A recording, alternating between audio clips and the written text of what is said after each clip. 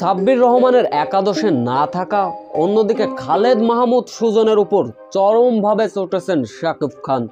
সাব্বির রহমানকে দলে ফেরাতে সুজনকে বোমা ফাটিয়ে একই বললেন ঢাকা টিম মালিক শাকিব খান। বিস্তারিত জানতে ভিডিওটি না টেনে সম্পূর্ণ দেখার অনুরোধ রইল। গেল কিছুদিন আগের কথা, লঙ্কান টি10 লিগে ব্যাট হাতে দুর্দান্ত পারফরমেন্স করেছিলেন সাব্বির রহমান।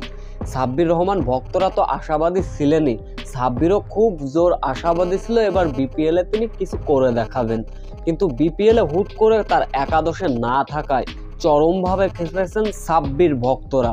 ঢাকাকে রীতিমতো কেউ কেউ করছেন বয়কটের ডাক, কেউ বলছেন সাব্বির রহমান দলে না থাকলে আর ঢাকার খেলাই দেখব না। সাব্বির রহমানের জায়গায় যাদেরকে খেলানো হচ্ছে তারা বেশি সুবিধাও করতে পারছেন না।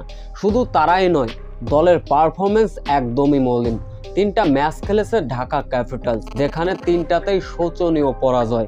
তবে কি সাব্বির রহমানের মতন একজন ধারাবাহিক পারফরমেন্স ক্রিকেটারকে একাদশে রাখলেই কি খুব একটা বেশি ক্ষতি হয়ে যাবে ঢাকা ক্যাপিটালসের? প্রশ্নটা কিন্তু থেকেই যায়। বিপিএল এর ঢাকা পর্ব শেষ, এখন পালা সিলেট পর্ব। তবে কি ঢাকা ক্যাপিটালসের একাদশে আসতে পারেন কি সাব্বির রহমান?